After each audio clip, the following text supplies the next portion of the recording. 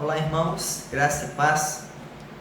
Estamos aqui mais uma vez para a nossa abordagem bíblica, nosso estudo, nos baseando aqui nas perguntas do Catecismo Maior.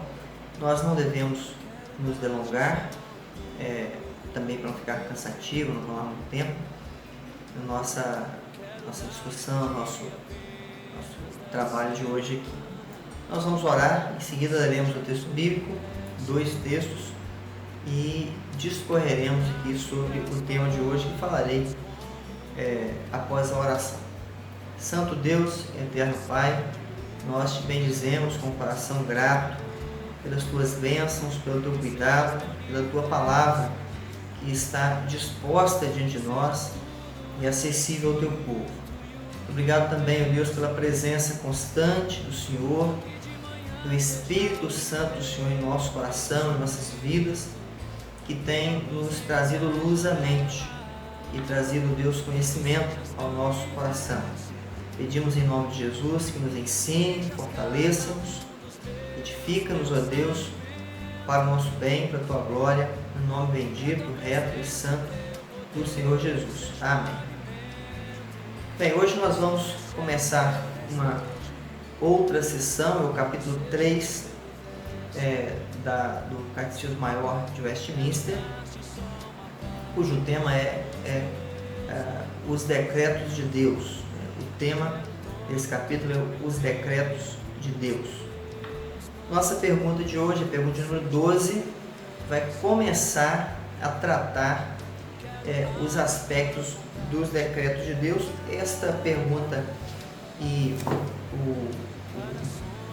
a abordagem de hoje é um pouco mais genérica, ainda que trate alguma coisa de forma específica, um pouco mais genérica. E nós vamos aqui então nos preparar com essa abordagem para os outros estudos, as outras perguntas que vão pormenorizar algumas coisas, ok? Pergunta de número 12 do Catecismo Maior diz assim: o que são os decretos de Deus?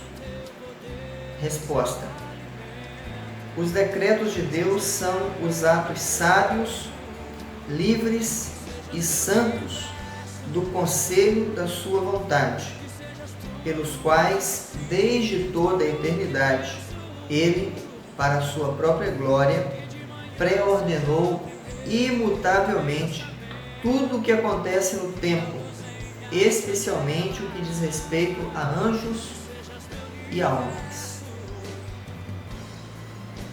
Nós vamos ler texto bíblico para a nossa edificação, para o nosso embasamento. 2 textos. Nós vamos leremos o texto de Efésios, capítulo 1, versículo 11 e Romanos, capítulo 11, versos 33 a 36. Efésios 1, 11 diz assim: nele, digo, no qual fomos também feitos herança, predestinados segundo o propósito daquele que faz todas as coisas conforme o conselho da sua vontade. Agora, Romanos 11, a partir do verso 33, diz assim: ó profundidade da riqueza, tanto da sabedoria como do conhecimento de Deus! Quão insondáveis são os seus juízos e quão inescrutáveis os seus caminhos! Quem, pois, conheceu a mente do Senhor? Ou quem foi o seu conselheiro? Ou quem primeiro deu a ele para que lhe venha a ser restituído? Porque dele, por meio dele e para ele são todas as coisas. A ele, pois, a glória eternamente. Amém. Bem, então, o que são os decretos de Deus, como diz aqui a confissão de fé? A resposta à confissão de fé é ampla, traz vários aspectos que precisam de atenção que nós não conseguiremos dar a atenção plena hoje. Então, nós vamos nos ater a alguns aspectos, trabalhar algumas coisas aqui presentes na resposta, que é muito precisa, por sinal, ainda que não seja totalmente precisa, dada a limitação que nós temos de fazer essas afirmações, essas proposições acerca daquilo que é próprio da pessoa de Deus. Mas, baseado na Escritura, a resposta é muito ampla, muito profunda. Existe aqui, nesta resposta à pergunta, o que são os decretos de Deus, uma verdade absoluta, invariável e que deve nortear todo o pensamento acerca das coisas que ocorrem no mundo criado. Como já vimos, em estudos anteriores, a verdade é que Deus tem um plano abrangente e coerente, um plano que não tem espaço para improvisos, adições, um plano imutável para toda a criação, para o universo que Ele criou. Então, Deus tem um plano muito exato para a sua criação. Por quê? E aí o nosso tema responde isso. Porque todas as coisas criadas vieram à existência baseados ou pelo decreto de Deus. O texto que nós lemos, da carta de Paulo aos Efésios, faz essa afirmação, ainda que o contexto geral ali esteja tratando de outras questões que também estão envolvidas no decreto de Deus. Por isso que está citado aqui, diz que Ele nos predestinou, tal, segundo o propósito, nós somos predestinados segundo o propósito daquele que faz todas as coisas conforme o conselho da sua vontade.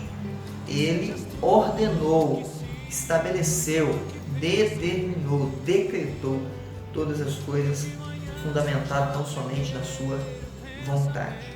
Bem, de acordo com isso, nós precisamos pontuar algumas coisas. Duas mais introdutórias, e aí nós discriminaremos aqui 3 aspectos que fazem parte dessa primeira abordagem ainda de forma introdutória. Conforme a Escritura, quando foi, em que momento que Deus fez, que Deus traçou o seu plano, quando que o plano de Deus, este plano exato, decretivo para todo o universo, foi elaborado? Foi após a criação, antes da criação, no decorrer da história? Como que isso aconteceu? Segundo a palavra de Deus, os decretos de Deus, a vontade de Deus, os planos de Deus são eternos. São planos arquitetados na eternidade, quando o tempo não existia e nenhuma coisa criada, inclusive o tempo, resvalamos com a redundância, nenhuma coisa criada havia sido trazida à existência. Bem, a resposta do Catecismo Maior traz de forma muito precisa 3 adjetivos para categorizar, para descrever o caráter dos decretos de Deus. 3 adjetivos que o envolvem, que o ornam, que apresenta a essência, e acho que a palavra seria melhor, mas seria caráter desses decretos. O primeiro adjetivo é que esses decretos, os decretos de Deus, são sábios. Segundo, é que eles são livres. E terceiro, é que eles são santos. Portanto, esses 3 aspectos já desmascaram alguns argumentos contrários aos decretos de Deus, como por exemplo a arbitrariedade, Deus pecou nisto, e Deus fez de forma egoísta, essas coisas que surgem aí para tentar descredibilizar a verdade bíblica acerca dos decretos eternos de Deus. Bem, em que sentido os decretos de Deus são revestidos de sabedoria, são sábios? No sentido de que eles estão em perfeita harmonia com a perfeita sabedoria de Deus. Deus não decretou ou ordenou nada por improviso, por impulso, movido por pura emoção. No sentido aqui, poderíamos descrever ou incluir nesse elemento emoções pecaminosas. O que leva alguém a fazer algo não sábio são emoções pecaminosas. Deus é todo sábio, portanto, tudo que procede de Deus é revestido da sabedoria de Deus. Os decretos de Deus são algo que trazem em si este caráter, este aspecto. Deus é a fonte, a pessoa da sabedoria. Ele é o sábio por excelência.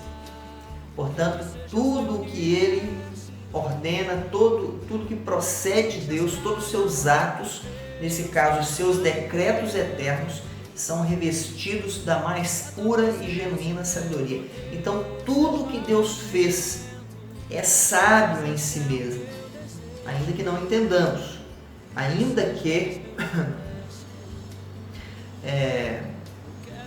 não consigamos atingir a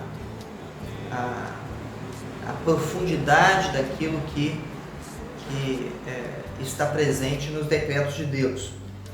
Isso quer dizer também que o fato dos decretos serem revestidos de sabedoria, serem sábios por causa da perfeita sabedoria de Deus, e da harmonia com essa perfeita sabedoria de Deus, isso quer dizer também que esta sabedoria dirige, ou dirigiu, e ainda dirige, o uso dos meios corretos. Deus usa os meios corretos para atingir fins corretos na execução de seus decretos, na materialização de seus decretos.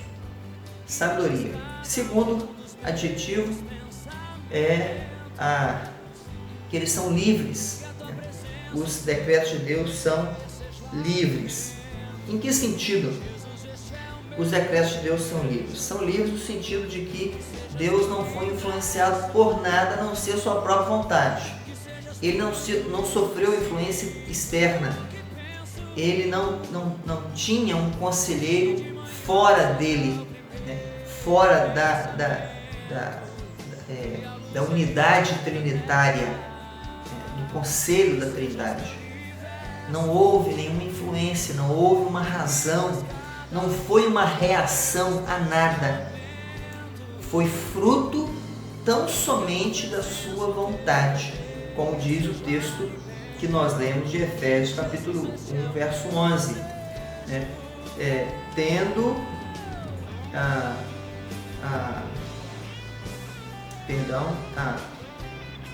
Segundo o propósito daquele que faz todas as coisas conforme o conselho da sua vontade, segundo o beneplácito da sua vontade.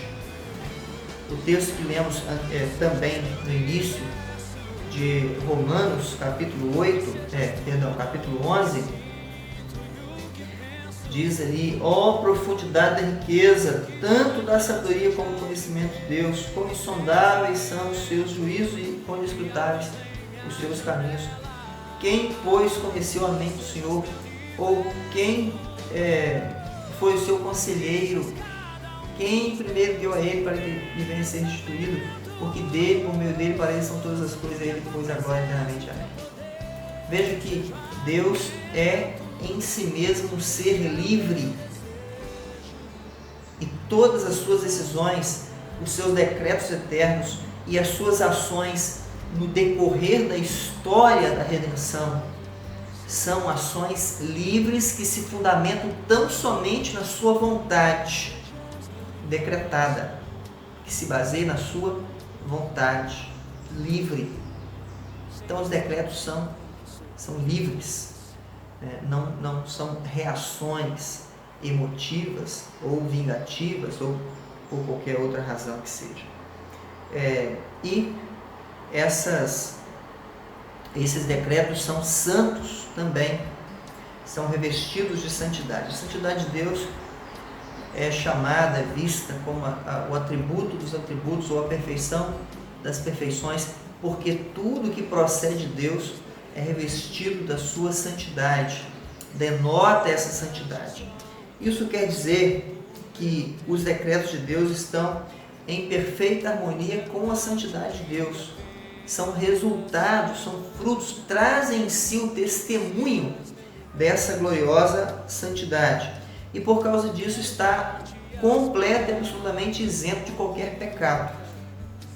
Deus não pode pecar, suas ordens não são pecaminosas, seus decretos não são pecaminosos, ainda que todas as coisas cumpram o seu propósito, inclusive o pecado que jaz, que está presente no mundo.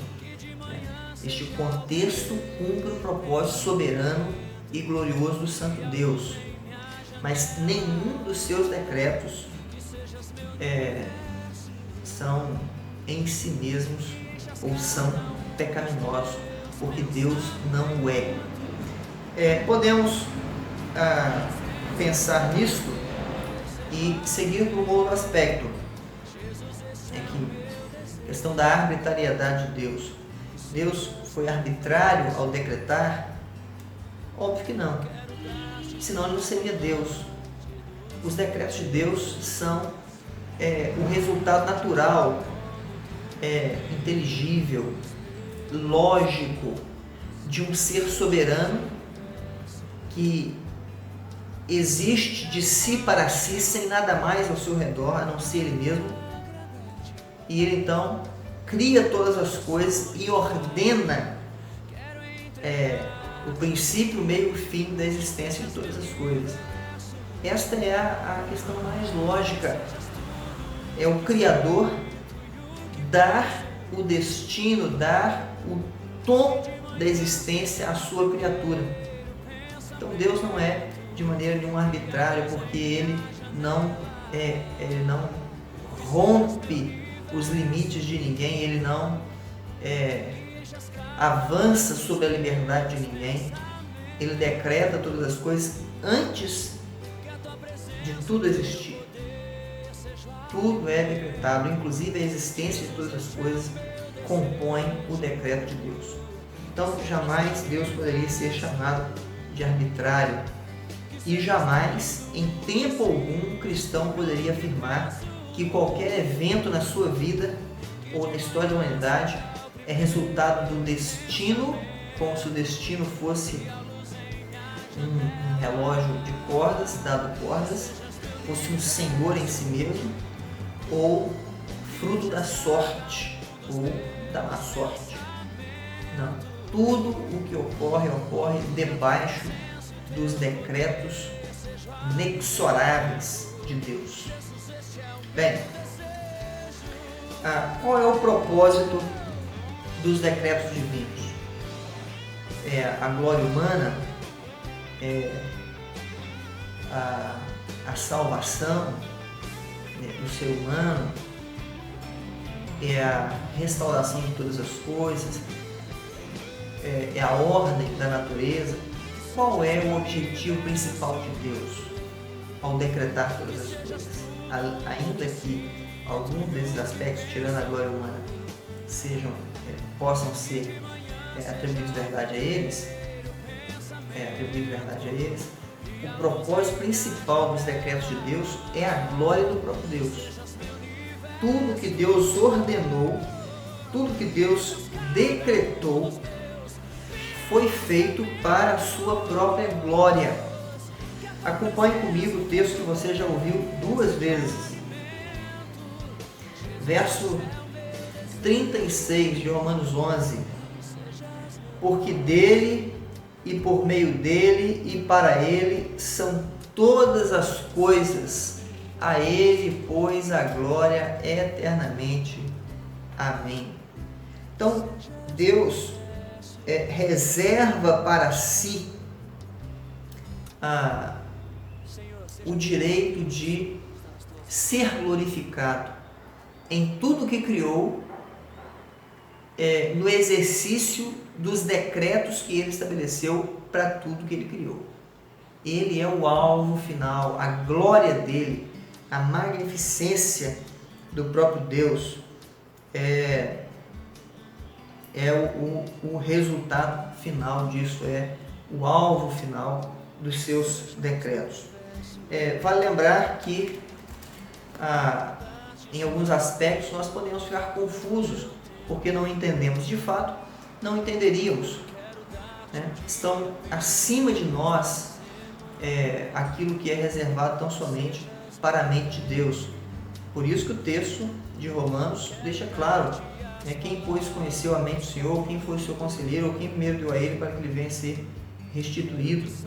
Né? No verso 3, profundidade da riqueza, tanto da sabedoria como do conhecimento, quão insondáveis são os teus caminhos, quão inescrutáveis os teus juízos.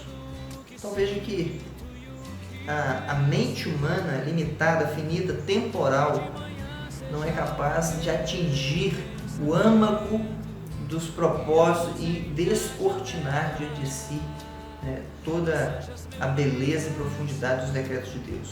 Mas podemos conhecê-lo e crer nele, baseado no que nos é revelado na sua palavra. Um outro aspecto que devemos pontuar aqui, dentro do escopo dos decretos de Deus, é que esses decretos atingem toda a criação. Toda a criação é alvo dos decretos de Deus, certo? Na ordem da história e da dinâmica da criação, ainda que a criação não seja robótica e o ser humano muito menos, né, são responsáveis. O ser humano, especialmente, é responsável por suas ações, ainda que viva debaixo deste decreto de Deus. E no que concerne ao ser humano e aos anjos, né, ainda há, dentro deste decreto que veremos na próxima semana, dentro deste decreto aquilo que nós chamamos de predestinação. Quanto às coisas criadas, a criação em geral, o termo mais apropriado é pré-ordenação. Deus pré-ordenou todas as coisas, tendo em vista a sua criação. Quanto aos homens e aos anjos, ele predestinou, né, o destino final dos homens e dos anjos. Bem, e por fim aqui um último aspecto que eu gostaria de elencar, é que estes decretos de Deus são imutáveis, nada pode alterá-los, nem entrar no pecado no mundo. Então Deus não foi pego de surpresa lá, Deus não é pego de surpresa quando alguém peca, quando alguém faz uma atrocidade ou quando alguém faz algo supostamente bom para Deus, resguardando aqui todas as implicações teológicas que essa afirmação pode ter. Ser bom para ele nesse aspecto. Inclusive, né, algumas afirmações aí poéticas, pseudo-cristãs, que fazem alusões a coisas como surpreender a Deus, né, mover o coração de Deus, coisas nesse sentido que indica, que supõe, né, que o ser humano, ou a história, ou a criação, em algum aspecto, pode surpreender a Deus, mudar aquilo que está indo em certo curso. O esforço humano pode fazer isso? Não pode. Os decretos de Deus são imutáveis e serão cumpridos com toda a certeza que podemos ter em nosso coração. Nós podemos averiguar isto, por exemplo, no Salmo de número Salmo de número 33, versículo 11, diz assim: o conselho do Senhor dura para sempre, os desígnios do seu coração por todas as gerações. Então veja que são imutáveis, são inalienáveis, não podem ser alterados, não podem ser distorcidos, não podem ser entortados, não podem ser mudados, substituídos, atingidos, suplantados. Os decretos de Deus fundamentam-se na santa e soberana vontade de Deus. Veja que esse aspecto da vontade de Deus como base, como provedor da razão dos decretos, tanto sustenta o fato de que os decretos são livres, quanto sustenta o fato de que eles são imutáveis. Eles se fundamentam na vontade de Deus. Se fosse na vontade de Deus e na necessidade histórica da criação, e aí nós não poderíamos ter nenhum consolo e nenhuma fé sólida. Mas como se fundamenta tão somente na vontade de Deus, nós podemos nos consolar nisso, crer na promessa da volta de Cristo, crer na redenção e na glorificação final, crer que todas as promessas que ainda faltam se cumprir, se cumprirão para o nosso bem e para a glória dele, porque os decretos de Deus são imutáveis. Dentro disto, dentro desse aspecto da imutabilidade dos decretos de Deus, nós encontramos uma forte apologética contra a ideia da casualidade, que citamos há pouco, o acidental, o casual, o destino, a sorte, como algo assim que é solto, ocorreu por uma série de fatores, ou simplesmente por sorte, por acaso, por ordem do acaso. Então nós temos uma forte apologética com relação a isso, porque tendo Deus decretado tudo com relação a toda a criação, decretado de forma final, imutável, nada do que ocorre é fruto do acaso ou de eventos acidentais. O autor aos Provérbios nos faz uma afirmação muito interessante quando ele diz no capítulo 16, verso 33, ele diz assim: a sorte se lança no regaço, mas do Senhor procede toda decisão. Um outro texto muito claro nisso aqui, que está também no capítulo 16 de Provérbios, o verso 1, diz: o coração do homem pode fazer planos, mas a resposta certa dos lábios vem do Senhor.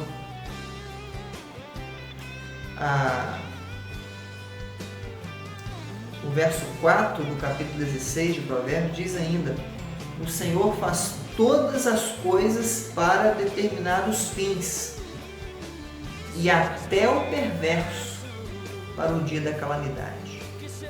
Portanto, todos os decretos de Deus são imutáveis. Nada acontece por acaso, fora deste projeto. Então isto é consolador para nós. Isto é algo que traz alento e segurança ao nosso coração. Então, irmãos, quando você enquanto você desenvolve a sua vida cristã, tenha em vista, tenha isso como base, fundamento. Toda a sua vida é balizada e sustentada pelos gloriosos, santos, livres e sábios decretos de Deus. O conselho de Deus que rege a sua história, ainda que você seja responsável pelas suas decisões, especialmente as tolas. Portanto, guarde-se disto. Toda decisão que você tomar deve ser levado cativo ao conhecimento de Cristo. Você deve submeter ao crivo do Evangelho, que é a revelação que temos, é a vontade revelada de Deus, para que você possa, de forma sábia, santa e submetida ao crivo da palavra, viver de forma próspera, bem-sucedida e colhendo aí as mais ricas e gloriosas bênçãos do nosso Deus. Deus te abençoe, te sustente, fortaleça a sua fé de forma muito preciosa e o enriqueça em graça, em nome de Jesus. Nós vamos orar e em seguida estaremos assim encerrando o nosso estudo de hoje. Senhor nosso Deus, muito obrigado pelos irmãos que têm acesso a este veículo de edificação. Clamamos, ó Deus, pela vida deles e pedimos ao Senhor que promova crescimento, enriquecimento e graça a estes teus servos. Que a tua igreja seja conduzida a um conhecimento profundo da tua palavra, mas também um conhecimento que possa trazer alento e seja aplicável à vida deles. Tenha misericórdia de nós, ó Pai bendito, abençoe a cada um de nós de forma rica e guarde-nos de tomar decisões que contrariem aquilo que o Senhor mesmo estabeleceu na tua palavra. Oramos com gratidão, com o coração cheio de esperança, em nome de Jesus. Amém. Meu irmão, minha irmã, Deus te abençoe, te sustente e guarde, no nome e nos méritos do Senhor Jesus. Amém.